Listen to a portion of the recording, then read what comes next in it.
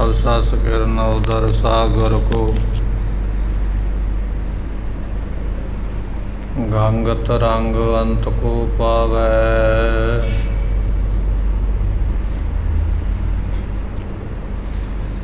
रुद्र ध्यान ज्ञान सतगुर के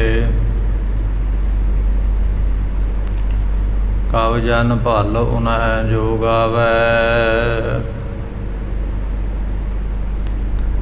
भले अमरदास गुण तेरे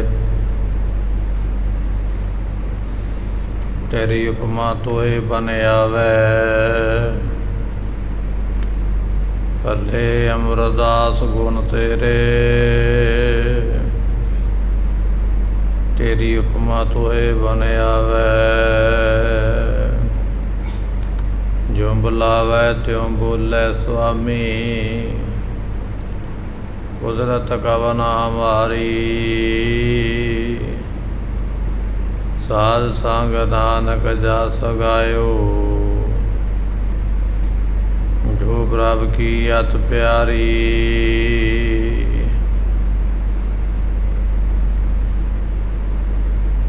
ज्यों बुलावै त्यों बोले स्वामी कुदरत कवन हमारी। साध संग नानक जस गायो जो प्रभ की अत प्यारी। जिता जियो पिंड सब तेरा तू अंतर जामी पुरख भगवान। दासन दास कह जन नानक जे हाथों कराए तेहा हो करी बख्यान। सुखाओ होटल गुर सेविय ऐनस सहज सुभाय। दर्शन बरस आए गुरु का जन्म मरण दुख जा। होवै सिफत समधि नूर अरसों कुरसों चटिय। तुद डिठे सच्चे पातशाह मल जन्म जन्म दी। तुद डिठे सच्चे पातशाह मल जन्म जन्म दी कटिया। सतनाम श्री वाहिगुरु साहिब जीओ। श्लोक महला तीजा। जन्म जन्म इस मन को मन लागे काला हुआ स्याहो। खनली धोती उजली ना होवे जे सो धोवन पाहो। गुर प्रसादी जीवत मारा उल्टी होवे मत बदला हो। नानक मैल ना लग गई ना फिर जोनी पाहो। जन्म जन्म की इस मन को मन लागे काला हुआ स्याहो। वाहिगुरु जी का खालसा वाहिगुरु जी की फतेह। पतत पावन कृपा निधान गरीब नवाज सतगुरु ਸਾਹਿਬ ਗੁਰੂ ਗ੍ਰੰਥ ਸਾਹਿਬ ਜੀਆਂ ਦੀ ਪਵਿੱਤਰ ਪਾਵਨ ਹਜ਼ੂਰੀ ਅੰਦਰ ਸੁਭਾਇਮਾਨ ਹੋ ਰਹੀ ਗੁਰੂ ਕੀ ਸੰਗਤ। ਸਤਿਗੁਰੂ ਜੀਆਂ ਨੇ ਅੰਮ੍ਰਿਤ ਵੇਲੇ ਦਾ ਇਸ ਭਾਗਾ ਸਮਾਂ ਬਖਸ਼ਿਸ਼ ਕੀਤਾ। ਆਪ ਸੰਗਤਾਂ ਗੁਰਬਾਣੀ ਪੜ੍ਹਨ ਵਾਸਤੇ ਸਰਵਣ ਕਰਨ ਵਾਸਤੇ ਗੁਰੂ ਦਰਬਾਰ ਵਿੱਚ ਪ੍ਰਾਪਤ ਹੋਏ ਹੋ। आओ कुछ समय ਲਈ ਆਪਣੇ ਮਨ ਦੇ ਧਿਆਨ ਨੂੰ ਟਿਕਾਈਏ ਭਾਵਨਾ ਨਾਲ ਸ਼ਰਧਾ ਨਾਲ ਸਤਿਗੁਰਾਂ ਦੇ ਪਵਿੱਤਰ ਭਜਨ ਸਰਵਣ ਕਰੀਏ ਮਿਲ ਕੇ ਆਖੀਏ ਸਤਨਾਮ ਸ੍ਰੀ ਵਾਹਿਗੁਰੂ ਸਾਹਿਬ ਜੀ ਸਤਨਾਮ ਸ੍ਰੀ ਵਾਹਿਗੁਰੂ ਸਾਹਿਬ ਜੀਓ। ਸ਼ਲੋਕ ਮਹਲਾ ਤੀਜਾ।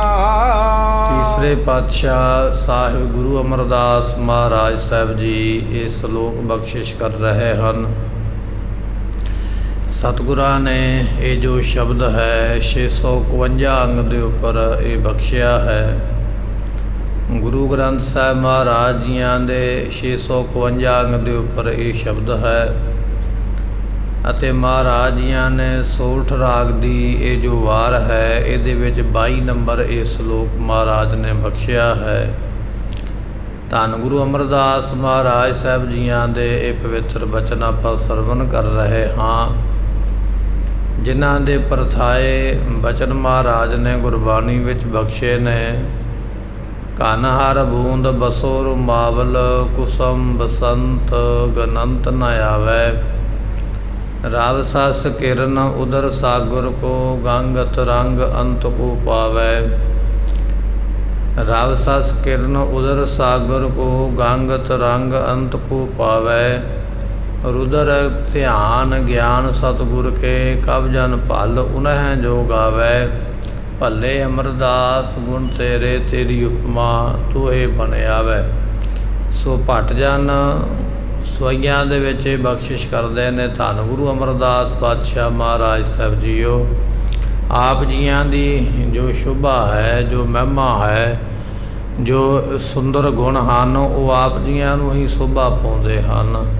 ਐਸੇ ਧੰਨ ਗੁਰੂ ਅਮਰਦਾਸ ਮਹਾਰਾਜ ਸਾਹਿਬ ਜੀ ਇਹ ਪਵਿੱਤਰ ਉਪਦੇਸ਼ ਬਖਸ਼ਿਸ਼ ਕਰਤੇ ਹਨ।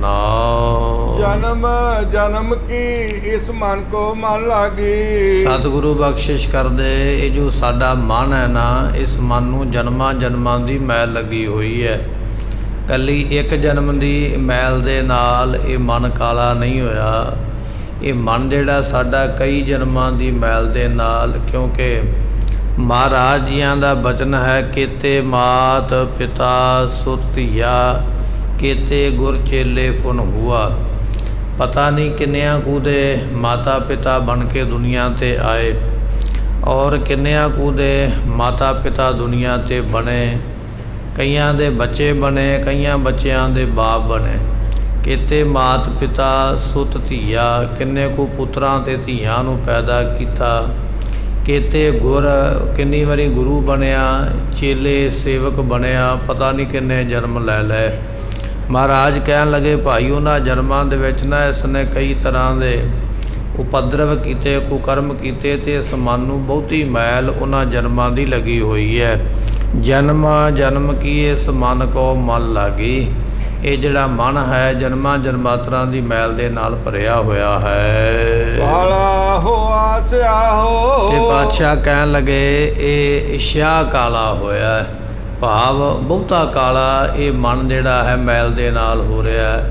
ਥੋੜ੍ਹਾ ਕਾਲਾ ਨਹੀਂ ਹੈ, ਬਹੁਤਾ ਕਾਲਾ ਇਹ ਮੈਲ ਜਿਹੜੀ ਜਨਮਾਂ ਜਨਮਾਂ ਦੀ ਲੱਗੀ ਹੋਈ ਹੈ ਉਹਦੇ ਨਾਲ ਇਹ ਬੜਾ ਕਾਲਾ ਹੋਇਆ ਹੈ। ਖਨਲੀ ਧੋਤੀ ਉਜਲੀ ਨਾ ਹੋਵੇ। ਸਤਿਗੁਰੂ ਪਾਤਸ਼ਾਹ ਕਹਿਣ ਲੱਗੇ ਖਨਲੀ ਤੋਂ ਭਾਵ ਹੁੰਦਾ ਹੈ ਜਿਹੜਾ ਕੋਹਲੂ ਨੂੰ ਚਲਾਉਣ ਵਾਲਾ ਵਿਅਕਤੀ ਹੈ ਨਾ, ਜਦੋਂ ਕੋਹਲੂ ਨੂੰ ਸਾਫ਼ ਕਰਦਾ ਨਾ ਕੱਪੜੇ ਦੇ ਨਾਲ, ਉਸ ਕੱਪੜੇ ਨੂੰ ਖਨਲੀ ਆਖਿਆ ਜਾਂਦਾ। ਜਿਵੇਂ ਪਹਿਲਾਂ ਬਚਨ ਆਇਆ ਨਾ ਵੀ ਜਨਮ ਜਨਮ ਕੀ ਇਸ ਮਨ ਕੋ ਮਨ ਲਾਗੀ, ਵੀ ਮਨ ਨੂੰ ਕਈ ਜਨਮਾਂ ਦੀ ਮੈਲ ਲੱਗੀ ਹੈ। ਅਤੇ ਕੋਹਲੂ ਨੂੰ ਚਲਾਉਣ ਵਾਲਾ ਜਿਹੜਾ ਵਿਅਕਤੀ ਹੈ ਨਾ, ਉਸ ਕੱਪੜੇ ਨੂੰ ਇੱਕ ਵਾਰੀ ਨਹੀਂ ਕਈ ਵਾਰੀ ਉਹਦੇ ਨਾਲ ਕੋਹਲੂ ਸਾਫ਼ ਕਰਦਾ। ਇੱਕ ਵਾਰੀ ਮੈਲ ਲੱਗ ਗਈ, ਕੋਹਲੂ ਸਾਫ਼ ਕੀਤਾ, ਫਿਰ ਕੰਮ ਲਿਆ, ਕੰਮ ਕਰਨ ਤੋਂ ਬਾਅਦ ਵਿੱਚ ਫਿਰ ਸਾਫ਼ ਕੀਤਾ, ਦੂਜੀ ਵਾਰੀ ਫਿਰ ਉਹੀ ਕੱਪੜਾ ਵਿੱਚ ਮਾਰਿਆ, ਤੀਜੀ ਵਾਰੀ ਫਿਰ ਕੱਪੜਾ ਉਹਦੇ ਵਿੱਚ ਮਾਰਿਆ, ਵਾਰ-ਵਾਰ ਕੱਪੜਾ ਉਸ ਕੋਹਲੂ ਵਿੱਚ ਫੇਰਦਿਆਂ ਹੋਇਆਂ। ਅਤੇ ਮਹਾਰਾਜ ਕਹਿਣ ਲੱਗੇ ਖਨਲੀ ਤੋਂ ਭਾਵ ਉਹ ਕੱਪੜਾ ਜਿਹੜਾ ਕੋਹਲੂ ਨੂੰ ਸਾਫ਼ ਕਰਨ ਵਾਸਤੇ ਵਰਤਿਆ ਉਹ ਇੰਨਾ ਕਾਲਾ ਹੋ ਜਾਂਦਾ ਹੈ, ਧੋਤੀ ਉਜਲੀ ਨਾ ਹੋਵੇ। ਜੇ ਬੰਦਾ ਕੋ ਆਖੇ ਨਾ ਵੀ ਇਹ ਕੱਪੜਾ ਹੁਣ ਮੈਂ ਧੋ ਕੇ ਸਾਫ਼ ਕਰ ਦਿਆਂ, ਪਹਿਲਾਂ ਵਾਂਗੂ ਚਿੱਟਾ ਹੋ ਜਾਵੇ, ਸਫੈਦ ਹੋ ਜਾਵੇ, ਅਤੇ ਮਹਾਰਾਜ ਕਹਿਣ ਲੱਗੇ ਨਹੀਂ ਭਾਈ, ਉਹ ਕੱਪੜਾ ਇੰਨਾ ਗੰਦਾ ਹੋ ਚੁੱਕਿਆ, ਇੰਨਾ ਕਾਲਾ, ਇੰਨਾ ਥਿੰਦੇ ਵਾਲਾ ਹੋ ਗਿਆ ਵੀ ਉਹ ਧੋਤਿਆਂ ਹੁਣ ਉਜਲਾ ਨਹੀਂ ਹੋਵੇਗਾ, ਸਾਫ਼ ਨਹੀਂ ਹੋਵੇਗਾ। ਬਖਸ਼ਦੇ ਹਨ। ਜੇ 100 ਧੋਣ ਪਾਓ। ਜੇ 100 ਵਾਰੀ ਵੀ ਧੋਤਾ ਜਾਵੇ, ਇੱਕ ਵਾਰੀ ਧੋਣਾ, 2 ਵਾਰੀ ਧੋਣਾ, 3 ਵਾਰੀ ਧੋਣਾ, ਧੋਂਦਿਆਂ ਧੋਂਦਿਆਂ ਭਾਵੇਂ 100 ਵਾਰੀ ਧੋ ਦਿਓ, ਪਰ 100 ਵਾਰੀ ਧੋਣ ਦੇ ਬਾਵਜੂਦ ਵੀ ਉਹ ਕੱਪੜਾ ਚਿੱਟਾ ਨਹੀਂ ਨਿਕਲੇਗਾ, ਸਾਫ਼ ਨਹੀਂ ਨਿਕਲੇਗਾ। ਉਹਦਾ ਕਾਰਨ ਇਹ ਹੈ ਵੀ ਉਸ ਕੱਪੜੇ ਨੂੰ ਕਈ ਵਾਰੀ ਕੋਲੂ ਸਾਫ਼ ਕਰਕੇ ਤੇ ਮੈਲ ਨਾਲ ਭਰਿਆ ਗਿਆ। ਇਸੇ ਤਰ੍ਹਾਂ ਮਹਾਰਾਜ ਕਹਿਣ ਲੱਗੇ, ਭਾਈ ਇਹ ਜੋ ਤੇਰਾ ਮਨ ਹੈ ਨਾ ਗੁਰਮੁਖਾ, ਇਹ ਵੀ ਪਾਪਾਂ ਦੀ ਮੈਲ ਦੇ ਨਾਲ, ਜਨਮਾਂ ਜਨਮਾਂ ਦੀ ਮੈਲ ਦੇ ਨਾਲ, ਕੁਕਰਮਾਂ ਦੀ ਮੈਲ ਦੇ ਨਾਲ ਅਤ ਕਾਲਾ ਹੋ ਗਿਆ ਹੈ, ਕੋਲੂ ਨੂੰ ਸਾਫ਼ ਕਰਨ ਵਾਲੇ ਕੱਪੜੇ ਦੇ ਵਾਂਗ। ਔਰ ਹੁਣ ਇਸ ਮਨ ਨੂੰ ਜੇ ਸਾਫ਼ ਕਰਨਾ ਨਾ ਤੇ ਇਹ ਮਨ ਇਸ ਤਰ੍ਹਾਂ ਸਾਫ਼ ਨਹੀਂ ਹੋਵੇਗਾ, ਇਹ ਮਨ ਤੇਰਾ ਡਾਢਾ ਕਾਲਾ ਹੋ ਗਿਆ ਹੈ। ਗੁਰ ਪ੍ਰਸਾਦੀ ਜੀਵਤ ਮਰੈ। ਮਹਾਰਾਜ ਕਹਿਣ ਲੱਗੇ, ਗੁਰੂ ਦੀ ਕਿਰਪਾ ਦੇ ਨਾਲ ਇਹ ਮਨ ਜਿਹੜਾ ਹੈ ਨਾ ਹੁਣ ਜੀਵਤ ਭਾਵ ਤੋਂ ਮਰ ਸਕਦਾ। ਜੇ ਗੁਰੂ ਕਿਰਪਾ ਕਰ ਦੇਵੇ, ਗੁਰੂ ਬਖਸ਼ਿਸ਼ ਕਰ ਦੇਵੇ, ਜੀਵਤ ਮਰੈ, ਜੀਵਤ ਭਾਵ ਤੋਂ ਇਸ ਮਨ ਨੂੰ ਮਾਰ ਲੈਣਾ ਕਰੇ। ਮਨ ਦੇ ਫੁਰਨੇ ਹੀ ਮਰ ਜਾਣ, ਫੁਰਨਾ ਰਹਿ ਹੀ ਕੋਈ ਨਾ ਜਾਵੇ। ਇਹ ਫੁਰਨਿਆਂ ਨੂੰ ਮਾਰਨਾ ਹੀ ਮਨ ਨੂੰ ਮਾਰਨਾ ਹੈ, ਪਰ ਫੁਰਨੇ ਮਾਰਨੇ ਬੜੇ ਔਖੇ ਨੇ। ਕਿਤੇ ਨਾ ਕਿਤੇ ਕੋਈ ਨਾ ਕੋਈ ਫੁਰਨਾ ਤੇ ਉੱਠ ਹੀ ਪੈਂਦਾ ਹੈ। ਪਰ ਮਹਾਰਾਜ ਕਹਿਣ ਲੱਗੇ, ਜਿਸ ਗੁਰਮੁਖ ਨੇ ਫੁਰਨੇ ਮਾਰ ਲੈ ਨਾ, ਫੁਰਨੇ ਮੁੱਕ ਗਏ, ਸਮਝ ਲਓ ਵੀ ਗੁਰੂ ਦੀ ਕਿਰਪਾ ਨਾਲ ਉਸਨੇ ਇਹ ਪ੍ਰਾਪਤੀ ਕਰ ਲਈ ਹੈ। ਉਲਟੀ ਹੋਵੇ ਮਤ ਬਦਲਾ ਹੋ। ਅਤੇ ਫਿਰ ਇਹ ਮਤ ਜਿਹੜੀ ਹੈ ਨਾ ਗੁਰਮੁਖੋਂ ਬਦਲ ਜਾਂਦੀ ਹੈ, ਉਲਟੀ ਹੋ ਜਾਂਦੀ ਹੈ। ਪਹਿਲਾਂ ਇਸ ਮਤ ਦੇ ਨਾਲ ਸੋਚਦਾ ਪਾਪ ਕਰਨਾ, ਕੁਕਰਮ ਕਰਨਾ, ਠੱਗੀ ਕਰਨੀ, ਫਿਰ ਉਸੇ ਹੀ ਮਤ ਨੂੰ ਦੂਜੇ ਪਾਸੇ ਵਰਤਿਆ ਗਿਆ ਤੇ ਮਤ ਸਾਫ਼ ਹੋ ਗਈ ਹੈ। ਹੁਣ ਉਸੇ ਹੀ ਮਤ ਦੇ ਨਾਲ ਪੁੰਨ ਕਰਦਾ, ਭਲਾ ਕਰਦਾ, ਚੰਗਾ ਕਰਮ ਕਰਦਾ। ਇਹ ਮਤ ਨੂੰ ਬਦਲਣਾ ਗੁਰੂ ਦੇ ਵੱਸ ਹੈ। ਮਤ ਸੁਮਤ ਤੇਰੇ ਵੱਸ ਸੁਆਮੀ। ਮਹਾਰਾਜ ਕਹਿਣ ਲੱਗੇ, ਸ੍ਰੇਸ਼ਟ ਮਤ ਜਿਹੜੀ ਹੈ ਨਾ ਪ੍ਰਮਾਤਮਾ ਆਪ ਜੀ ਦੇ ਵੱਸ ਵਿੱਚ, ਹੁਕਮ ਦੇ ਵਿੱਚ ਹੀ ਹੈ। ਜਿਵੇਂ ਆਪਾਂ ਕਈ ਸਾਖੀਆਂ ਪੜ੍ਹਦੇ ਆ ਨਾ ਗੁਰੂ ਪਾਤਸ਼ਾਹ ਦੇ ਜੀਵਨ ਵਿੱਚੋਂ, ਉਹਦੇ ਵਿੱਚ ਕਈ ਬਚਨ ਇਹ ਆਉਂਦੇ ਵੀ ਪਹਿਲਾਂ ਉਹ ਵਿਅਕਤੀ ਜਿਹੜਾ ਨਾ ਚੋਰੀ ਕਰਦਾ ਹੈ, ਕੋਈ ਡਾਕਾ ਮਾਰਦਾ, ਕੋਈ ਕੁਕਰਮ ਕਰਦਾ, ਕੋਈ ਮਾੜਾ ਕਰਮ ਕਰਦਾ, ਪਰ ਜਦੋਂ ਉਹ ਗੁਰੂ ਸਾਹਿਬ ਦੇ ਕੋਲ ਚੱਲ ਕੇ ਆ ਗਿਆ, ਉਹਦੇ ਉਹ ਮਾੜੇ ਕਰਮ ਛੁੱਟ ਗਏ ਤੇ ਮਾੜੇ ਕਰਮ ਛੱਡ ਕੇ ਫਿਰ ਉਹ ਚੰਗੇ ਕਰਮਾਂ ਨੂੰ ਕਰਨ ਵਾਲੇ ਪਾਸੇ ਲੱਗ ਪਿਆ। ਮਹਾਰਾਜ ਕਹਿਣ ਲੱਗੇ, ਗੁਰ ਪ੍ਰਸਾਦੀ ਜੀਵਤ ਮਰੈ। ਗੁਰੂ ਦੀ ਕਿਰਪਾ ਦੇ ਨਾਲ ਜੇ ਜੀਵਤ ਭਾਵ ਤੋਂ ਮਰ ਜਾਵੇ ਤੇ ਪਾਤਸ਼ਾਹ ਕਹਿਣ ਲੱਗੇ, ਉਲਟੀ ਹੋਵੇ ਮਤ ਬਦਲਾ ਹੋ। ਫਿਰ ਇਹ ਜਿਹੜੀ ਮਤ ਹੈ ਨਾ ਉਲਟੀ ਹੋ ਜਾਂਦੀ, ਬਦਲ ਜਾਂਦੀ, ਇਹ ਚੰਗੇ ਪਾਸੇ ਸ਼ੁਭ ਪਾਸੇ ਲੱਗ ਜਾਂਦੀ ਹੈ। ਨਾਨਕ ਮੈਲ ਨਾ ਲੱਗਈ। ਤੇ ਸਤਿਗੁਰੂ ਪਾਤਸ਼ਾਹ ਕਹਿਣ ਲੱਗੇ, ਜੇ ਮਾਤੀ ਗੁਰਮੁਖੋਂ ਉਲਟੀ ਹੋ ਗਈ ਨਾ, ਬਦਲ ਗਈ, ਤੇ ਫਿਰ ਇਹਨੂੰ ਪਾਪਾਂ ਦੀ ਮੈਲ ਨਹੀਂ ਲੱਗਦੀ, ਵਿਕਾਰਾਂ ਦੀ ਮੈਲ ਨਹੀਂ ਲੱਗਦੀ। ਮੈਲ ਉਹਨਾਂ ਚਿਰ ਲੱਗੀ ਹੈ ਜਿੰਨਾ ਚਿਰ ਇਹ ਮਤ ਸੰਸਾਰ ਵਾਲੇ ਪਾਸੇ ਚੱਲੀ ਹੈ, ਪਰ ਜਦੋਂ ਇਹ ਮਤ ਨਿਰੰਕਾਰ ਵਾਲੇ ਪਾਸੇ ਚੱਲ ਪਈ ਨਾ, ਗੁਰੂ ਵਾਲੇ ਪਾਸੇ ਚੱਲ ਪਿਆ, ਤੇ ਫਿਰ ਇਸ ਮਤ ਨੂੰ ਮੈਲ ਨਹੀਂ ਲੱਗਦੀ, ਵਿਕਾਰ ਆ ਕੇ ਪਹੁੰਚਦੇ ਨਹੀਂ, ਵਿਕਾਰ ਆ ਕੇ ਪ੍ਰਭਾਵ ਨਹੀਂ ਪਾਉਂਦੇ ਹਨ। ਆ ਫਿਰ ਜੋਨੀ ਪਾਹੋ। ਅਤੇ ਜੇ ਗੁਰਮੁਖੋ ਇਹ ਮੈਲ ਖਤਮ ਹੋ ਗਈ ਤੇ ਫਿਰ ਜੂਨਾਂ ਵੀ ਨਾਲ ਹੀ ਮੁੱਕ ਜਾਣਗੀਆਂ, ਜਨਮਾਂ ਵਿੱਚ ਨਹੀਂ ਆਉਣਾ ਪਵੇਗਾ। ਅਜੇ ਅਸੀਂ ਜਨਮਾਂ ਵਿੱਚ ਤਾਂ ਆਉਂਦੇ ਪਏ, ਸਾਡੇ ਮਨ ਨੂੰ ਕੋਈ ਨਾ ਕੋਈ ਮੈਲ ਲੱਗੀ ਹੋਈ ਹੈ, ਕਿਸੇ ਵਿਕਾਰ ਦੀ, ਕਿਸੇ ਉਪਦਰਵ ਦੀ, ਕਿਸੇ ਗੁਨਾਹ ਦੀ, ਤੇ ਉਸ ਮੈਲ ਦੇ ਕਰਕੇ ਵਾਰ-ਵਾਰ ਜਨਮਾਂ ਵਿੱਚ ਆਉਂਦਾ ਹੈ। ਪਰ ਜਦੋਂ ਮਹਾਰਾਜ ਕਹਿਣ ਲੱਗੇ ਕਿਰਪਾ ਹੋ ਗਈ, ਫਿਰ ਇਹਦੀਆਂ ਮੈਲਾਂ ਖਤਮ ਹੋ ਜਾਣਗੀਆਂ ਤੇ ਜਨਮ ਵੀ ਨਾਲ ਹੀ ਮੁੱਕ ਜਾਣਗੇ, ਜਨਮਾਂ ਵਿੱਚ ਆਉਣਾ ਨਹੀਂ ਪੈਂਦਾ ਹੈ। ਮਹਲਾ ਤੀਜਾ। ਚੌਹ ਜੁਗੀ ਕਲ ਕਾਲੀ ਕਾਂਡੀ, ਇੱਕ ਉਤਮ ਪਦਵੀ ਇਸ ਜੁਗ ਮਾਹੇ। ਸਤਿਗੁਰੂ ਪਾਤਸ਼ਾਹ ਕਹਿਣ ਲੱਗੇ, ਚੌਹ ਜੁਗੀ ਇਹ ਜਿਹੜਾ ਸੰਸਾਰ ਹੈ, ਇਹ ਸੰਸਾਰ ਵਿੱਚ ਹੀ 4 ਯੁੱਗ ਆਏ ਨਾ। ਸਤਿਯੁਗ ਵੀ ਇਸੇ ਵਿੱਚ ਹੀ ਆਇਆ, ਤ੍ਰੇਤਾ ਯੁੱਗ ਵੀ ਇਸੇ ਵਿੱਚ ਆਇਆ, ਦੁਆਪਰ ਯੁੱਗ ਵੀ ਇਸੇ ਵਿੱਚ ਆਇਆ, ਔਰ ਕਲਯੁੱਗ ਵੀ ਇਸੇ ਦੇ ਵਿੱਚ ਹੀ ਹੈ। ਮਹਾਰਾਜ ਕਹਿਣ ਲੱਗੇ, ਚੌਹ ਜੁਗੀ ਇਹ ਜਿਹੜਾ ਕਲ ਵਾਲੀ, ਇਹ ਕਲਯੁੱਗ ਦਾ ਭਿਆਨਕ ਜਿਹੜਾ ਸਮਾਂ ਹੈ, ਕੱਲ ਕਹੀਏ ਕਲੇਸ਼ ਕਰਾਉਣ ਵਾਲਾ, ਝਗੜਾ ਕਰਾਉਣ ਵਾਲਾ, ਐਸੇ ਸਮੇਂ ਦੇ ਵਿੱਚ ਮਹਾਰਾਜ ਕਹਿਣ ਲੱਗੇ ਗੁਰਮੁਖ ਜਿਹੜੇ ਨੇ ਉਹਨਾਂ ਨੂੰ ਉੱਤਮ ਪਦਵੀ ਪ੍ਰਾਪਤ ਹੋ ਜਾਂਦੀ ਹੈ। ਇੱਕ ਉੱਤਮ ਪਦਵੀ ਇਸ ਯੁਗ ਮਾਹ ਹੈ। ਇਹ ਮਹਾਰਾਜ ਨੇ ਤਾਂ ਬਚਨ ਲਿਖਿਆ, ਕਹਿਣ ਲੱਗੇ, ਧੰਨ ਧੰਨ ਕਲਯੁਗ ਨਾਨਕਾ, ਜੇ ਚੱਲੇ ਸਤਿਗੁਰ ਪਾਏ। ਕਲਯੁਗ ਨੂੰ ਧੰਨ ਧੰਨ ਮਹਾਰਾਜ ਨੇ ਆਖਿਆ। ਉਹਦਾ ਕਾਰਨ ਇਹ ਹੈ ਕਿ ਸਤਿਯੁਗ ਦੇ ਵਿੱਚ ਜੇ ਲੰਮੀ ਉਮਰਾਂ ਹੈ ਤੇ ਲੰਮੀ ਉਮਰਾਂ ਦੇ ਵਿੱਚ ਤਪ ਵੀ ਜ਼ਿਆਦਾ ਕਰਨਾ ਪੈਂਦਾ, ਜਪ ਵੀ ਜ਼ਿਆਦਾ ਕਰਨਾ ਪੈਂਦਾ, ਤੇ ਫਿਰ ਜਾ ਕੇ ਪ੍ਰਾਪਤੀ ਹੁੰਦੀ ਹੈ। ਕਲਯੁਗ ਦੇ ਵਿੱਚ ਉਮਰਾਂ ਥੋੜ੍ਹੀ ਹੈ, ਔਰ ਥੋੜ੍ਹੀ ਉਮਰਾਂ ਦੇ ਵਿੱਚ ਸਤਿਗੁਰਾਂ ਨੇ ਨਾਮ ਬਖਸ਼ਿਸ਼ ਕਰ ਦਿੱਤਾ, ਤੇ ਇਹਦੇ ਵਿੱਚ ਬੜੀ ਛੇਤੀ ਬਖਸ਼ਿਸ਼ ਹੋ ਜਾਂਦੀ। ਕਲਯੁਗ ਨੂੰ ਧੰਨ ਆਖਿਆ ਹੈ ਜਿਹਦੇ ਵਿੱਚ ਬੜੀ ਛੇਤੀ ਪ੍ਰਾਪਤੀ ਹੁੰਦੀ ਹੈ। ਮਹਾਰਾਜ ਕਹਿਣ ਲੱਗੇ, ਭਾਈ ਬਚਨ ਇਹ ਹੈ ਗੁਰਮੁਖਾ, ਇੱਕ ਉੱਤਮ ਪਦਵੀ ਇਸ ਯੁਗ ਮਾਹ ਹੈ। ਇਸ ਯੁੱਗ ਸੰਸਾਰ ਕਲਯੁਗ ਦੇ ਵਿੱਚ ਕਹਿਣ ਲੱਗੇ ਇੱਕ ਉੱਤਮ ਪਦਵੀ ਹੈ। ਗੁਰਸਿੱਖਾਂ ਦੇ ਕੋਲ ਗੁਰਬਾਣੀ ਪੜ੍ਹ ਕੇ ਉਹਦੀ ਪ੍ਰਾਪਤੀ ਵਾਲੇ ਬਣਦੇ ਹਨ।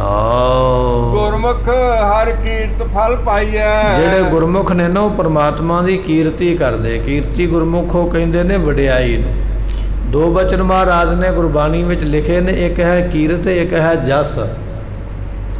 ਜਸ ਉਹਨੂੰ ਕਿਹਾ ਜਾਂਦਾ ਹੈ ਜਿਹੜੀ ਗੱਲ ਮੂੰਹ ਤੇ ਕੀਤੀ ਜਾਵੇ। ਕੋਈ ਵਿਅਕਤੀ ਬੈਠਾ ਨਾ, ਉਹਦੇ ਸਾਹਮਣੇ ਤਾਰੀਫ ਕਰਨੀ, ਇਹ ਬੜਾ ਚੰਗਾ ਹੈ, ਇਹ ਪਰਉਪਕਾਰੀ ਹੈ, ਇਹ ਬੜਾ ਭਲਾ ਹੈ, ਉਹਨੂੰ ਕਿਹਾ ਜਾਂਦਾ ਜਸ ਕੀਤਾ। ਵਿਅਕਤੀ ਬੈਠਾ ਉਹਦੇ ਸਾਹਮਣੇ ਉਹਨੂੰ ਵਡਿਆਉਣਾ।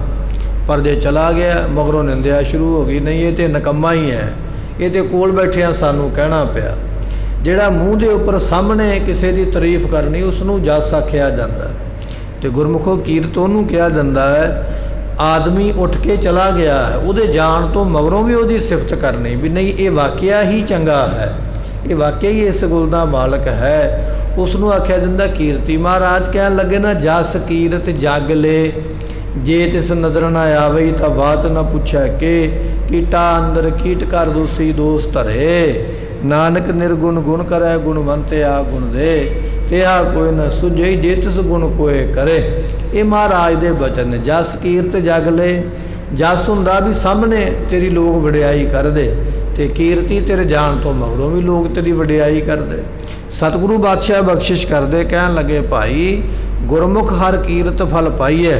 ਜਿਹੜੇ ਗੁਰਮੁਖ ਨੇ ਨਾ ਗੁਰੂ ਦੇ ਦੱਸੇ ਰਾਹ ਤੇ ਚੱਲੇ, ਉਹਨਾਂ ਨੂੰ ਭਾਈ ਇਹ ਕੀਰਤੀ ਦਾ ਫਲ ਪ੍ਰਾਪਤ ਹੁੰਦਾ। ਉਹਨਾਂ ਦੇ ਜਾਣ ਤੋਂ ਮਗਰੋਂ ਵੀ ਲੋਕ ਉਹਨਾਂ ਦੀ ਤਾਰੀਫ ਕਰਦੀ ਹੈ, ਉਹਨਾਂ ਦਾ ਜਸ ਕਰਦੀ ਹੈ, ਐਸੀਆਂ ਦਾਤਾਂ ਪ੍ਰਾਪਤ ਹੁੰਦੀਆਂ ਹਨ।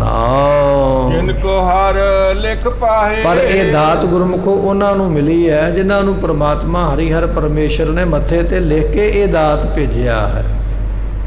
ਜਿਹੜੇ ਐਸੀ ਦਾਤ ਲੈ ਕੇ ਆਏ, ਲਿਖਵਾ ਕੇ ਆਏ, ਜਿਹੜੇ ਗੁਰਮੁਖ ਬਣੇ ਨੇ, ਕਹਿਣ ਲੱਗੇ ਭਾਈ ਇਹ ਦਾਤਾਂ ਉਹਨਾਂ ਨੂੰ ਪ੍ਰਾਪਤ ਹੁੰਦੀਆਂ ਹਨ।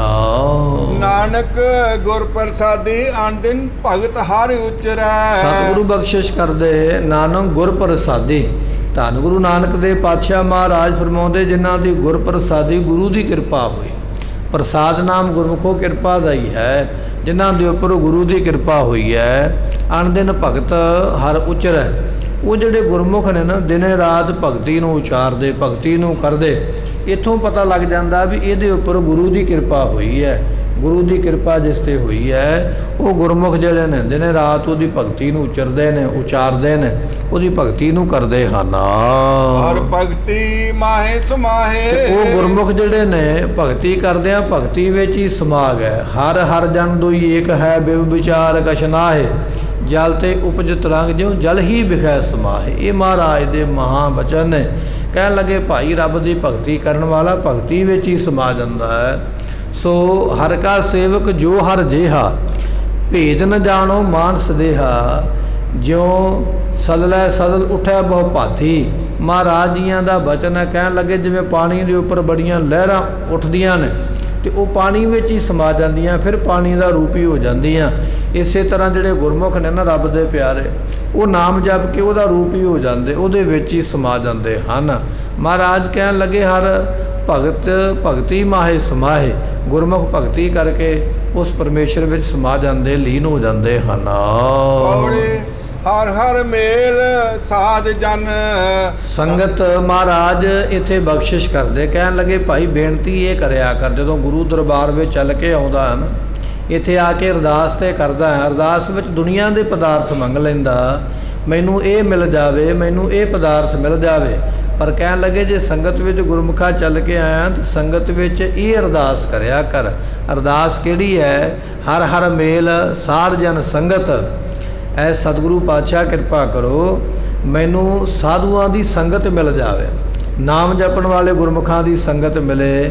ਆਪਾਂ ਅਰਦਾਸ ਵਿੱਚ ਵੀ ਬਚਨ ਪੜ੍ਹਦੇ ਆ, ਸਈ ਪਿਆਰੇ ਮੇਲ ਜਿਨ੍ਹਾਂ ਮਿਲਿਆ ਤੇਰਾ ਨਾਮ ਚਿਤ ਆਵੇ। ਮੇਰੇ ਬਾਦੋ ਜੀ ਸਤ ਸੰਗਤ ਮਿਲੈ ਸੋ ਤਰਿਆ, ਗੁਰ ਪ੍ਰਸਾਦ ਪਰਮ ਪਦ ਪਾਇਆ, ਸੂਕੇ ਕਾਸ਼ਟ ਹਰਿਆ। ਇਹ ਗੁਰਬਾਣੀ ਦਾ ਫਰਮਾਨ ਹੈ। ਕਹਿਣ ਲੱਗੇ ਸਤਿਗੁਰਾਂ ਦੇ ਅੱਗੇ ਅਰਦਾਸ ਕਰਿਆ ਕਰ, ਮਹਾਰਾਜ ਐਸੇ ਗੁਰਮੁਖਾਂ ਦੇ ਨਾਲ ਮੈਨੂੰ ਸੰਗਤ ਵਿੱਚ ਮੇਲ, ਜਿਨ੍ਹਾਂ ਦੀ ਸੰਗਤ ਵਿੱਚ ਬੈਠ ਕੇ ਮੈਂ ਵੀ ਨਾਮ ਜਪ ਲਵਾਂ, ਮੈਨੂੰ ਵੀ ਪ੍ਰਾਪਤੀ ਹੋ ਜਾਵੇ।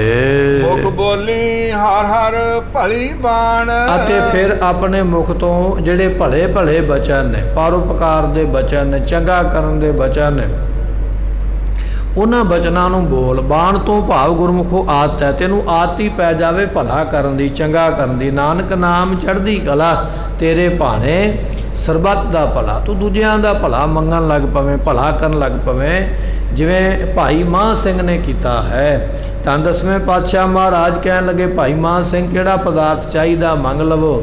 ਹੱਥ ਜੋੜ ਕੇ ਬੇਨਤੀ ਕੀਤੀ, ਕਹਿਣ ਲੱਗੇ ਮਹਾਰਾਜ ਸਾਹਿਬ ਜੀ ਦੁਨੀਆ ਦਾ ਪਦਾਰਥ ਨਹੀਂ ਚਾਹੀਦਾ, ਆਪ ਜੀ ਟੁੱਟੀ ਗੰਢ ਲਵੋ। ਜਿਨ੍ਹਾਂ ਲੋਕਾਂ ਨੇ ਬਦਾਵਾ ਲਿਖਿਆ ਨਾ, ਇਹਨਾਂ ਨੂੰ ਮਾਫ ਕਰ ਦਿਓ। ਇਸ ਤਰ੍ਹਾਂ ਜਿਹੜੇ ਗੁਰਮੁਖ ਹੁੰਦੇ ਨੇ ਨਾ ਭਾਈ, ਉਹ ਦੂਜਿਆਂ ਦੇ ਉੱਪਰ ਪਰਉਪਕਾਰ ਕਰਦੇ, ਉਹਨਾਂ ਦਾ ਸੁਭਾਅ ਬਣ ਜਾਂਦਾ ਹੈ ਕਿ ਉਹ ਆਏ ਪਰਉਪਕਾਰ ਕਰਨ ਵਾਸਤੇ, ਭਲਾ ਕਰਨ ਵਾਸਤੇ।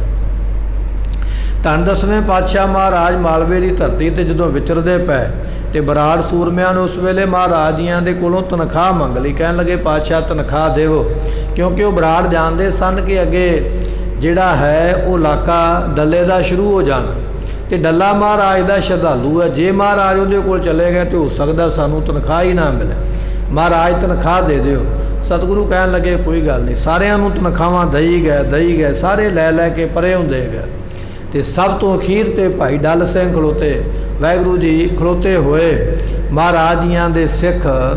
ਉਸ ਵੇਲੇ ਪਾਤਸ਼ਾਹ ਨੇ ਉਹਨਾਂ ਨੂੰ ਵੀ ਆਖਿਆ, ਕਹਿਣ ਲੱਗੇ ਕਿ ਆਪ ਜੀ ਵੀ ਤਨਖਾਹ ਲੈ ਲਵੋ, ਭਾਈ ਤੁਹਾਡੇ ਨਾਲ ਦੇ ਸਾਰਿਆਂ ਨੇ ਇਹ ਤਨਖਾਹ ਲਈ ਹੈ, ਆਪ ਜੀ ਕਿਉਂ ਨਹੀਂ ਲੈਂਦੇ ਪਏ? ਕਹਿਣ ਲੱਗੇ ਨਹੀਂ ਮਹਾਰਾਜ, ਮੈਨੂੰ ਤਨਖਾਹ ਨਹੀਂ ਚਾਹੀਦੀ, ਮੈਨੂੰ ਤੁਹਾਡੀ ਖੁਸ਼ੀ ਚਾਹੀਦੀ ਹੈ। ਔਰ ਮੇਰੀ ਬੇਨਤੀ ਇਹ ਹੈ ਵੀ ਇਹ ਜਿਨ੍ਹਾਂ ਨੇ ਤਨਖਾਹ ਮੰਗੀ ਹੈ ਨਾ, ਆਪ ਜੀ ਇਹਨਾਂ ਨੂੰ ਵੀ ਮਾਫ ਕਰ ਦੇਵੋ, ਇਹਨਾਂ ਨੂੰ ਸਿੱਖੀ ਦੀ ਦਾਤ ਬਖਸ਼ਿਸ਼ ਕਰੋ। ਇਹਨਾਂ ਨੂੰ ਪਤਾ ਨਹੀਂ ਹੈ ਵੀ ਇਹ ਆਪ ਜੀਆਂ ਦੇ ਸਾਹਮਣੇ ਇਹਨਾਂ ਨੇ ਕੈਸਾ ਬਚਨ ਕੀਤਾ ਜਾਂ ਕੀ ਮੰਗਿਆ ਹੈ। ਜਦੋਂ ਐਸੇ ਬਚਨ ਮਹਾਰਾਜ ਜੀਆਂ ਦੇ ਸਾਹਮਣੇ ਸਿੱਖ ਨੇ ਕੀਤੇ ਤੇ ਮਹਾਰਾਜ ਨੇ ਆਖਿਆ, ਕਹਿਣ ਲੱਗੇ ਭਾਈ ਇਹ ਬੜਾ ਚੰਗਾ ਬਚਨ ਤੁਸੀਂ ਆਖਿਆ, ਜਿਵੇਂ ਮਾਝੇ ਦੀ ਸਿੱਖੀ ਨੂੰ ਭਾਈ ਮਾਨ ਸਿੰਘ ਨੇ ਰੱਖਿਆ, ਇਸੇ ਤਰ੍ਹਾਂ ਤੁਸੀਂ ਇੱਥੋਂ ਦੀ ਸਿੱਖੀ ਨੂੰ ਰੱਖ ਲਿਆ ਹੈ। ਐਸੀ ਦਾਤ ਇਹ ਤੁਹਾਨੂੰ ਪ੍ਰਾਪਤ ਹੋਈ ਹੈ, ਤੁਸੀਂ ਮਾਲਵੇ ਦੀ ਸਿੱਖੀ ਰੱਖ ਲਈ ਹੈ। ਇਹ ਮਹਾਰਾਜ ਜੀਆਂ ਨੇ ਉਹ ਸਿੱਖ ਦੇ ਉੱਪਰ ਪਰਉਪਕਾਰ ਦੇ ਬਚਨ ਕੀਤੇ। ਮਹਾਰਾਜ ਕਹਿਣ ਲੱਗੇ ਭਾਈ ਸੋ ਮੁਖ ਬੋਲੀ ਹਰ ਹਰ ਭਲੀ ਬਾਣ। ਗੁਰਮੁਖਾਂ ਨੂੰ ਬਾਣ ਕਹੀਏ ਆਦਤ ਹੀ ਪੈ ਜਾਂਦੀ ਭਲਾ ਕਰਨ ਦੀ, ਉਹ ਮੁਖੋਂ ਬੋਲ ਕੇ ਕਹਿ ਕੇ ਭਲਾਈ ਕਰਦੇ, ਜਿਵੇਂ ਭਾਈ ਮਾਨ ਸਿੰਘ ਨੇ ਕੀਤਾ। ਇਸ ਤਰ੍ਹਾਂ ਭਾਈ ਉਹ ਭਲੇ ਦਾ ਕਾਰਜ ਕਰਦੇ ਹਨ। ਹਰ ਗੁਣ ਗਾਵਾ ਹਰ ਨਿਤ ਚਵਾ। ਉਹ ਫਿਰ ਗੁਰਮੁਖ ਜਿਹੜੇ ਨੇ ਹਰੀ ਹਰ ਪਰਮੇਸ਼ਰ ਦੇ ਗੁਣਾਂ ਨੂੰ ਗਾਉਂਦੇ ਨੇ। ਗੁਣ ਨੂੰ ਗਾ ਗਾ ਕੇ, ਗਾਉਣਾ ਤੋਂ ਭਾਵ ਹੁੰਦਾ ਹੈ ਬੜੇ ਆਨੰਦ ਦੇ ਨਾਲ, ਬੜੇ ਸਵਾਦ ਦੇ ਨਾਲ ਗਾ ਕੇ ਗੁਰਬਾਣੀ ਨੂੰ ਪੜ੍ਹਦੇ। ਆਵੋ ਸਿੱਖ ਸਤਿਗੁਰੂ ਕੇ ਪਿਆਰਿਓ ਗਾਵੋ ਸੱਚੀ ਬਾਣੀ। ਸੱਚੀ ਬਾਣੀ ਨੂੰ ਗਾਉਂਦੇ ਨੇ, ਗੁਰਬਾਣੀ ਨੂੰ ਪੜ੍ਹਨ ਰੂਪੀ ਉਹ ਫਾਇਆ ਨਹੀਂ ਵੜਦੇ। ਕਈ ਵਾਰੀ ਕੀ ਹੁੰਦਾ, ਕੋਈ ਨਿਤਨੇਮ ਕਰਦਾ, ਕੋਈ ਪਾਠ ਕਰਦਾ, ਉਹਦੀ ਸਪੀਡ ਬੜੀ ਤੇਜ਼ ਹੈ, ਝਾਟੀ ਕੁਝ ਪੜ੍ਹਿਆ, ਕੁਝ ਸੁਣਿਆ, ਕੁਝ ਅਣਸੁਣਿਆ ਕੀਤਾ, ਕੋਈ ਛੱਡਿਆ। ਇੱਕ ਹਿਸਾਬ ਦੀ ਗਿਣਤੀ ਪੂਰੀ ਕੀਤੀ ਹੈ ਵੀ ਮੇਰੀ ਗਿਣਤੀ ਪੂਰੀ ਹੋ ਗਈ ਹੈ। ਪਰ ਮਹਾਰਾਜ ਕਹਿਣ ਲੱਗੇ ਨਹੀਂ ਭਾਈ, ਜਿਹੜੇ ਗੁਰਮੁਖ ਨੇ ਨਾ ਹਰ ਗੁਣ ਗਾਵਾਂ, ਉਹ ਪਰਮਾਤਮਾ ਦੇ ਗੁਣਾਂ ਨੂੰ ਗਾ ਗਾ ਕੇ ਸਵਾਦ ਦੇ ਨਾਲ ਰਸ ਲੈ ਲੈ ਪੜ੍ਹਦੇ। ਹਰ ਨਿਤ ਚਵਾਂ, ਨਿਤਾ ਪ੍ਰਤੀ ਚਾਅ ਦੇ ਨਾਲ ਉਹ ਪਰਮੇਸ਼ਰ ਦੇ ਗੁਣਾਂ ਨੂੰ ਗਾਉਂਦੇ ਹਨ। ਗੁਰਮਤਿ ਹਰ ਰੰਗ ਸਦਾ ਮਾਣ। ਤੇ ਗੁਰੂ ਦੀ ਮੱਤ ਦੇ ਨਾਲ, ਗੁਰੂ ਦੀ ਸਿੱਖਿਆ ਦੇ ਨਾਲ ਉਹ ਗੁਰਮੁਖ ਜਿਹੜੇ ਨੇ, ਕਹਿਣ ਲੱਗੇ ਗੁਰਮਤਿ, ਗੁਰੂ ਦੀ ਮੱਤ ਲੈਣ ਵਾਲੇ, ਹਰ ਰੰਗ, ਹਰੀ ਦੇ ਰੰਗ ਕਹੀਏ, ਪ੍ਰੇਮ ਦੇ ਵਿੱਚ ਹਰ ਵੇਲੇ ਭਿੱਜੇ ਰਹਿੰਦੇ, ਸਦਾ ਮਾਣ, ਸਦਾ ਹੀ ਉਹਦੇ ਪ੍ਰੇਮ ਦੇ ਆਨੰਦ ਨੂੰ ਮਾਣਦੇ ਨੇ। ਗੁਰਮਤੀਏ ਜਿਹੜੇ ਨੇ, ਜਿਨ੍ਹਾਂ ਨੇ ਗੁਰੂ ਦੀ ਮੱਤ ਲਈ ਹੋਈ ਹੈ, ਉਹ ਗੁਰੂ ਕਿਰਪਾ ਨਾਲ ਉਹ ਫਿਰ ਆਨੰਦ ਦੇ ਵਿੱਚ, ਉਸ ਵੇਲੇ ਪ੍ਰੇਮ ਦੇ ਵਿੱਚ ਰੰਗੇ ਰਹਿੰਦੇ ਹਨ। ਹਰ ਜਪ ਜਪ ਔਖਦ ਖਾਦਿਆ। ਸਤਿਗੁਰੂ ਪਾਤਸ਼ਾਹ ਕਹਿਣ ਲੱਗੇ ਇਹ ਭਾਈ ਜਿਹੜਾ ਨਾਮ ਜਪਣਾ ਨਾ, ਇਹ ਇੱਕ ਦਵਾਈ ਖਾਣੀ ਹੈ। ਕੋਈ ਬਿਮਾਰ ਹੋ ਜਾਵੇ ਨਾ, ਉਹ ਵੈਦ ਕੋਲ ਚਲੇ ਜਾਂਦਾ। ਜੇ ਕੋਈ ਮੁਸਲਮਾਨ ਬਿਮਾਰ ਹੋ ਗਿਆ, ਹਕੀਮ ਕੋਲ ਚਲੇ ਗਿਆ, ਅਤੇ ਇਸੇ ਤਰ੍ਹਾਂ ਅੱਜ ਦਾ ਸਮਾਂ ਡਾਕਟਰ ਕੋਲ ਚਲੇ ਗਿਆ। ਮਹਾਰਾਜ ਕਹਿਣ ਲੱਗੇ ਭਾਈ ਹਰ ਜਪ ਜਪ, ਜਿਹੜਾ ਪਰਮੇਸ਼ਰ ਦਾ ਨਾਮ ਜਪਣਾ, ਇਹ ਦਵਾਈ ਖਾਣੀ ਹੈ। ਕਾਹਦੀ ਦਵਾਈ ਹੈ? ਕਾਮ ਕ੍ਰੋਧ ਨਗਰ ਬਹੁ ਭਰਿਆ। ਇਹ ਸਾਡਾ ਸਰੀਰ ਰੂਪੀ ਨਗਰ, ਪਿੰਡ ਜਿਹੜਾ ਨਾ ਵਿਕਾਰਾਂ ਨਾਲ ਭਰਿਆ ਹੋਇਆ। ਗੁਰਮੁਖ ਜਿਹੜੇ ਨੇ ਨਾਮ ਦੀ ਦਵਾਈ ਖਾਂਦੇ, ਤੇ ਮਹਾਰਾਜ ਕਹਿਣ ਲੱਗੇ ਸਰਬ ਰੋਗ ਕਾ ਔਖਦ ਨਾਮ ਕਲਿਆਣ ਰੂਪ ਮੰਗਲ ਗੁਣ ਗਾਮ। ਇਹ ਜਿੱਥੇ ਦੁਨੀਆ ਦੀਆਂ ਦਵਾਈਆਂ ਤੇ ਦਵਾਵਾਂ ਕੰਮ ਨਹੀਂ ਕਰਦੀਆਂ, ਦਵਾਵਾਂ ਵੀ ਕੰਮ ਕਰਦੀਆਂ, ਦਵਾਈ ਵੀ ਕੰਮ ਕਰਦੀ ਹੈ, ਪਰ ਜਿੱਥੇ ਇਹ ਸਾਰੀਆਂ ਕੰਮ ਕਰਨੋਂ ਛੱਡ ਦੇਣ ਉੱਥੇ ਫਿਰ ਗੁਰਮੁਖ ਜਿਹੜੇ ਨੇ ਉਹ ਨਾਮ ਦੀ ਦਵਾਈ, ਨਾਮ ਦਾ ਭੋਜਨ ਛਕਦੇ। ਮਹਾਰਾਜ ਕਹਿਣ ਲੱਗੇ ਹਰ ਜਪ ਜਪ ਔਖਦ ਖਾਧਿਆ, ਜਿਨ੍ਹਾਂ ਨੇ ਪਰਮੇਸ਼ਰ ਦੇ ਨਾਮ ਜਪਣੇ ਰੂਪੀ ਦਵਾਈ ਨੂੰ ਖਾਣਾ ਕੀਤਾ ਹੈ। ਸਭ ਰੋਗ ਗਵਾਤੇ ਦੁੱਖਾਂ ਘਾਣ। ਤੇ ਇਹ ਜਿਹੜੇ ਸਾਰੇ ਰੋਗ ਨੇ ਉਹਨਾਂ ਦੇ ਸਾਰੇ ਰੋਗ ਖਤਮ ਕਰ ਲੈ। ਦੁੱਖਾਂ ਘਾਣ, ਜਿਹੜੇ ਬਹੁਤੇ ਦੁੱਖ ਦਿੰਦੇ ਸਨ ਰੋਗ, ਔਰ ਕਹਾਣੀ ਦੇ ਵਾਂਗ ਜਿਹੜੇ ਪੀੜਦੇ ਸਨ, ਐਸੇ ਪੀੜ ਦੁੱਖ ਦੇਣ ਵਾਲੇ ਉਹ ਜਿਹੜੇ ਰੋਗ ਨੇ ਉਹਨਾਂ ਨੂੰ ਗੁਰਮੁਖਾਂ ਨੇ ਨਾਮ ਜਪ ਕੇ ਦੂਰ ਕਰ ਦਿੱਤਾ ਹੈ। ਗੁਣ ਗਾਵਾਂ ਦਿਨ ਰਾਤ ਨਾਨਕ ਚਾਹੋ ਇਹੋ। ਮੇਰੇ ਮਨ ਵਿੱਚ ਇਹ ਚਾਹ ਬਣਿਆ ਰਵੇ, ਉਤਸ਼ਾਹ ਬਣਿਆ ਰਵੇ ਕਿ ਮੈਂ ਤੇਰੇ ਗੁਣਾਂ ਨੂੰ ਗਾਉਂਦਾ ਰਵਾਂ। ਕਹਿਣ ਲੱਗੇ ਉਹ ਗੁਰਮੁਖ ਜਿਹੜੇ ਨੇ ਫਿਰ ਚਾਹ ਦੇ ਨਾਲ ਪਰਮੇਸ਼ਰ ਦੇ ਗੁਣਾਂ ਨੂੰ ਗਾਉਂਦੇ ਨੇ। ਜਦੋਂ ਗੁਣਾਂ ਨੂੰ ਗਾਉਂਦੇ ਨੇ ਇਹ ਗੁਰਮੁਖੋ ਫਿਰ ਦਵਾਈ ਖਾਂਦੇ ਨੇ ਅਤੇ ਸਮੂਹ ਦੁੱਖਾਂ ਨੂੰ ਨਾਸ ਕਰ ਲੈਂਦੇ, ਸਾਰੇ ਦੁੱਖ ਉਹਨਾਂ ਦੇ ਖਤਮ ਹੋ ਜਾਂਦੇ ਹਨ। ਜਿਨ੍ਹਾਂ ਸਾਸ ਗਰਾਸ ਨਾ ਵਿਸਰੈ। ਜਿਨ੍ਹਾਂ ਨੂੰ ਪਰਮੇਸ਼ਰ ਸਤਿਗੁਰੂ ਸਾਸ ਗਰਾਸ ਨਹੀਂ ਭੁੱਲਦੇ। ਸਾਸ ਜਦੋਂ ਅਸੀਂ ਅੰਦਰ ਨੂੰ ਸਾਹ ਖਿੱਚਦੇ ਆ ਉਦੋਂ ਵੀ ਗੁਰਮੁਖ ਵਾਹਿਗੁਰੂ ਕਹਿੰਦੇ। ਗਰਾਸ ਜਦੋਂ ਅੰਦਰ ਗਿਆ ਹੋਇਆ ਸਾਹ ਬਾਹਰ ਕੱਢਦੇ ਆ ਉਦੋਂ ਵੀ ਵਾਹਿਗੁਰੂ ਕਹਿੰਦੇ। ਜਿਨ੍ਹਾਂ ਨੂੰ ਸਵਾਸ ਗਰਾਸ ਨਹੀਂ ਭੁੱਲਿਆ, ਸਾਹ ਲੈਂਦਿਆਂ ਵੀ ਵਾਹੇ ਆਖਿਆ, ਸਾਹ ਕੱਢਦਿਆਂ ਗੁਰੂ ਆਖਿਆ। ਇਹ ਇੱਕ ਲੜੀ ਹੈ ਜਿਨ੍ਹਾਂ ਨੇ ਨਾਮ ਦੀ ਤੋਰਨੀ ਹੈ, ਕਿਉਂਕਿ ਸਾਹ ਸਾਡਾ ਆਪਣੇ ਆਪ ਤੁਰਿਆ ਹੋਣਾ ਹੈ ਤੇ ਗੁਰਮੁਖ ਅਭਿਆਸ ਕਰ ਲੈਂਦੇ। ਸਾਹ ਖਿੱਚਣਾ ਵਾਹੇ ਕਹਿ ਦਿੱਤਾ, ਸਾਹ ਕੱਢਣਾ ਗੁਰੂ ਕਹਿ ਦਿੱਤਾ। ਹੁਣ ਸਾਹ ਆਵੇਗਾ ਵੀ ਆਪੇ, ਜਾਵੇਗਾ ਵੀ ਆਪੇ, ਆਪਣੇ ਆਪ ਆਉਣ ਜਾਣ ਦੇ ਨਾਲ ਵਾਹਿਗੁਰੂ ਵਾਹਿਗੁਰੂ, ਇਸ ਤਰ੍ਹਾਂ ਫਿਰ ਲੜੀ ਬਣ ਜਾਂਦੀ ਹੈ। ਮਹਾਰਾਜ ਕਹਿਣ ਲੱਗੇ ਜਿਨ੍ਹਾਂ ਸਾਸ ਗਰਾਸ ਨਾ ਵਿਸਰੈ, ਜਿਨ੍ਹਾਂ ਨੂੰ ਪਰਮੇਸ਼ਰ ਦਾ ਨਾਮ ਸਾਹ ਲੈਂਦਿਆਂ ਨਹੀਂ ਭੁੱਲਿਆ ਤੇ ਗਰਾਸ ਕਹੀਏ ਸਾਹ ਛੱਡਦਿਆਂ ਨਹੀਂ ਭੁੱਲਿਆ, ਐਸੇ ਜਿਹੜੇ ਗੁਰਮੁਖ ਨੇ ਫਿਰ ਬਖਸ਼ਿਸ਼ ਕਰਦੇ ਹਨ। ਜਿਨ੍ਹਾਂ ਸਾਸ ਗਰਾਸ ਨਾ ਵਿਸਰੈ। ਗੁਰਮੁਖੋ ਗਰਾਸ ਨਾਮ ਗਰਾਈ ਦਾ ਵੀ ਹੈ। ਜਦੋਂ ਅਸੀਂ ਬੁਰਕੀ ਮੂੰਹ ਦੇ ਵਿੱਚ ਪਾਉਂਦੇ ਨਾ, ਕੋਈ ਪਦਾਰਥ ਮੂੰਹ ਵਿੱਚ ਪਾਉਂਦੇ ਤੇ ਮਨਮੁਖ ਲੋਕ ਜਿਹੜੇ ਨੇ ਖਾਂਦਿਆਂ ਖਾਂਦਿਆਂ ਮੂੰਹ ਇਕੱਠਾ, ਉਹਨਾਂ ਨੇ ਖਾ ਖਾ ਕੇ ਮੂੰਹ ਹੀ ਘਸਾ ਦਿੱਤਾ, ਦੰਦ ਵੀ ਟੁੱਟ ਗਿਆ, ਮੂੰਹ ਵੀ ਘਸ ਗਿਆ, ਪਰ ਕਦੇ ਸ਼ੁਕਰਾਨਾ ਨਹੀਂ। ਪਰ ਇੱਧਰ ਜਿਹੜੇ ਗੁਰਮੁਖ ਨੇ ਨਾ ਉਹ ਖਾਣ ਲੱਗਿਆਂ ਵੀ ਪਰਮੇਸ਼ਰ ਨੂੰ ਚੇਤੇ ਕਰਦੇ। ਜਿਸ ਦਾ ਦਿੱਤਾ ਖਾਵਨਾ ਤਿਸ ਕਹੀਏ ਸਾਬਾਸ। ਜਿਹਦਾ ਦਿੱਤਾ ਛਕਦੇ ਪਏ ਉਹਨੂੰ ਸਾਬਾਸ ਕਹੀਏ, ਉਹਨੂੰ ਧੰਨਵਾਦ ਕਹੀਏ। ਇਸ ਤਰ੍ਹਾਂ ਉਹ ਜਿਹੜੇ ਗੁਰਮੁਖ ਨੇ ਗਰਾਸ ਗਰਾਈ ਪਾਉਂਦਿਆਂ ਮੂੰਹ ਦੇ ਵਿੱਚ ਪਰਮੇਸ਼ਰ ਦੇ ਨਾਮ ਨੂੰ ਜਪਦੇ। ਤੇ ਜਦੋਂ ਗਰਾਈ ਪਾਉਣ ਲੱਗਿਆ ਰੱਬ ਦੇ ਨਾਮ ਨੂੰ ਜਪਿਆ, ਸਿੱਖ ਦਾ ਉਹ ਛਕਿਆ ਹੋਇਆ ਭੋਜਨ ਗੁਰੂ ਨੂੰ ਪ੍ਰਾਪਤ ਹੋ ਜਾਂਦਾ। ਧੰਨ ਗੁਰੂ ਅਮਰਦਾਸ ਮਹਾਰਾਜ ਜੀਆਂ ਦੇ ਸੇਵਕ ਨੇ ਭਾਈ ਜੇਠਾ ਜੀ, ਤੇ ਸਤਿਗੁਰਾਂ ਤੋਂ ਆਗਿਆ ਲੈ ਕੇ ਤੇ ਆਪਣੇ ਸ਼ਹਿਰ ਚਲੇ ਗਏ ਲਾਹੌਰ ਦੇ ਵਿੱਚ। ਲਾਹੌਰ ਸ਼ਹਿਰ ਦੇ ਵਿੱਚ ਜਿਹੜਾ ਕੰਮ ਸੀ ਆਪਣੇ ਘਰ ਦਾ ਕੀਤਾ। ਜਦੋਂ ਵਾਪਸ ਆਉਣ ਲੱਗੇ ਨਾ ਤੇ ਮਨ ਵਿੱਚ ਸੋਚਦੇ ਵੀ ਮਹਾਰਾਜ ਵਾਸਤੇ ਕੀ ਲੈ ਕੇ ਜਾਵਾਂ। ਸਤਿਗੁਰਾਂ ਕਹਿਣਾ ਵੀ ਤੂੰ ਆਪਣੇ ਸ਼ਹਿਰ ਗਿਆ ਤੇ ਸਾਡੇ ਵਾਸਤੇ ਕੀ ਲਿਆਇਆ। ਜਦੋਂ ਇਹ ਵਿਚਾਰ ਬਣੀ ਤੇ ਬਾਜ਼ਾਰ ਦੇ ਵਿੱਚ ਵੇਖਣ ਲੱਗ ਪਏ ਵੀ ਇਹੋ ਜਿਹੀ ਕੋਈ ਚੀਜ਼ ਹੋਵੇ ਜਿਹੜੀ ਸਤਿਗੁਰੂ ਖੁਸ਼ ਹੋ ਜਾਣ ਅਤੇ ਮੈਂ ਲੈ ਵੀ ਸਕਾਂ। ਕਹਿੰਦੇ ਦੇਖਦਿਆਂ ਦੇਖਦਿਆਂ ਬੜੇ ਸੋਹਣੇ ਅੰਬ ਜਿਹੜੇ ਮੌਸਮ ਤੋਂ ਪਹਿਲਾਂ ਆਏ ਹੋਏ ਉਹ ਨਜ਼ਰੀ ਪਏ, ਮੰਡੀ ਦੇ ਵਿੱਚ ਪਏ, ਬਾਜ਼ਾਰ ਦੇ ਵਿੱਚ ਪਏ ਹੋਏ ਬੜੇ ਸੋਹਣੇ ਪੱਕੇ ਅੰਬ। ਤੇ ਕਹਿਣ ਲੱਗੇ ਉਹ ਪੱਕਿਆ ਅੰਬ ਜਿਹੜਾ ਬਿਲਕੁਲ ਪੱਕਿਆ ਹੋਇਆ ਉਹ ਖਰੀਦ ਲਿਆ ਵੀ ਇਹ ਮਹਾਰਾਜ ਵਾਸਤੇ ਲੈ ਕੇ ਚੱਲਦੇ, ਸਤਿਗੁਰੂ ਛਕ ਲੈਣਗੇ। ਜਦੋਂ ਲਾਹੌਰ ਤੋਂ ਚੱਲੇ, ਕਿਤੇ ਗਰਮੀ ਦੀ ਰੁੱਤ ਹੈ, ਇੱਕ ਅੰਬ ਨੂੰ ਹੱਥਾਂ ਵਿੱਚ ਫੜਿਆ ਤੇ ਕੁਝ ਹੱਥਾਂ ਦੀ ਗਰਮੀ ਹੈ ਤੇ ਇੱਕ ਉਹ ਅੰਬ ਪੱਕਿਆ ਹੋਇਆ ਹੈ। ਰਸਤੇ ਵਿੱਚ ਆਉਂਦਿਆਂ ਆਉਂਦਿਆਂ ਉਹ ਅੰਬ ਜਿਹੜਾ ਸੀ ਨਾ ਉਹਦੇ ਵਿੱਚੋਂ ਰਸ ਨਿਕਲਣਾ ਸ਼ੁਰੂ ਹੋ ਗਿਆ ਤੇ ਮਨ ਵਿੱਚ ਭਾਈ ਜੇਠਾ ਜੀ ਵਿਚਾਰਦੇ ਵੀ ਇਹ ਅੰਬ ਹੁਣ ਸਤਿਗੁਰਾਂ ਤੱਕ ਤੇ ਨਹੀਂ ਪਹੁੰਚੇਗਾ, ਹੁਣੇ ਹੀ ਰਸ ਨਿਕਲਣ ਲੱਗ ਪਿਆ। ਜਿੰਨੇ ਚਿਰ ਨੂੰ ਮੈਂ ਪਹੁੰਚਣਾ ਮਹਾਰਾਜ ਦੇ ਕੋਲ ਗੋਇੰਦਵਾਲ ਦੀ ਧਰਤੀ ਤੇ ਉਹਨੇ ਚਿਰ ਨੂੰ ਤੇ ਸਾਰਾ ਮੇਰੇ ਹੱਥਾਂ ਨੂੰ ਲੱਗ ਜਾਣਾ, ਕੁਝ ਥੱਲੇ ਡੁੱਲ ਜਾਣਾ, ਖਰਾਬ ਹੋ ਜਾਣਾ ਹੈ। ਹੁਣ ਕੀ ਕੀਤਾ ਜਾਵੇ। ਭਾਈ ਜੇਠਾ ਜੀਆਂ ਨੇ ਉਸ ਵੇਲੇ ਧੰਨ ਗੁਰੂ ਅਮਰਦਾਸ ਮਹਾਰਾਜ ਜੀਆਂ ਨੂੰ ਚੇਤੇ ਕਰਕੇ ਆਪਣੇ ਮੁਖੋਂ ਆਖਿਆ ਵਾਹਿਗੁਰੂ ਵਾਹਿਗੁਰੂ ਕਹਿ ਕੇ ਤੇ ਉਹ ਜਿਹੜਾ ਅੰਬ ਹੈ ਨਾ ਆਪ ਹੀ ਛਕਦੇ ਪਏ, ਆਪੇ ਹੀ ਛਕ ਗਏ। ਉਹ ਅੰਬ ਲਿਆਂਦਾ ਵੀ ਹੁਣ ਸਤਿਗੁਰਾਂ ਤੱਕ ਤੇ ਪਹੁੰਚਣਾ ਨਹੀਂ। ਨਾਲ ਵਾਹਿਗੁਰੂ ਦਾ ਜਾਪ ਕਰਦੇ, ਨਾਲ ਆਖਦੇ ਧੰਨ ਗੁਰੂ ਅਮਰਦਾਸ ਮਹਾਰਾਜ, ਧੰਨ ਗੁਰੂ ਅਮਰਦਾਸ ਮਹਾਰਾਜ। ਇਸ ਤਰ੍ਹਾਂ ਕਹਿਣ ਲੱਗੇ। ਜਦੋਂ ਉਹ ਅੰਬ ਛਕਿਆ ਤੇ ਸਤਿਗੁਰੂ ਵੀ ਇੱਧਰ ਗੋਇੰਦਵਾਲ ਦੀ ਧਰਤੀ ਤੇ ਬੈਠੇ ਬੜੇ ਸਵਾਦ ਦੇ ਨਾਲ, ਬੜੇ ਆਨੰਦ ਦੇ ਨਾਲ, ਜਿਵੇਂ ਮੰਨ ਲਓ ਵੀ ਆਪ ਉਹ ਅੰਬ ਫੜ ਕੇ ਛਕਦੇ ਹੋਣ, ਇਸੇ ਤਰ੍ਹਾਂ ਸਵਾਦ ਲੈਂਦੇ ਪਏ। ਤੇ ਜਦੋਂ ਭਾਈ ਜੇਠਾ ਜੀ ਚੱਲ ਕੇ ਗੋਇੰਦਵਾਲ ਦੀ ਧਰਤੀ ਤੇ ਆਏ ਤੇ ਮਹਾਰਾਜ ਜੀ ਨੇ ਪੁੱਛ ਹੀ ਲਿਆ, ਕਹਿਣ ਲੱਗੇ ਭਾਈ ਜੇਠਾ ਜੀ ਸਾਡੇ ਵਾਸਤੇ ਕੀ ਲਿਆਂਦਾ?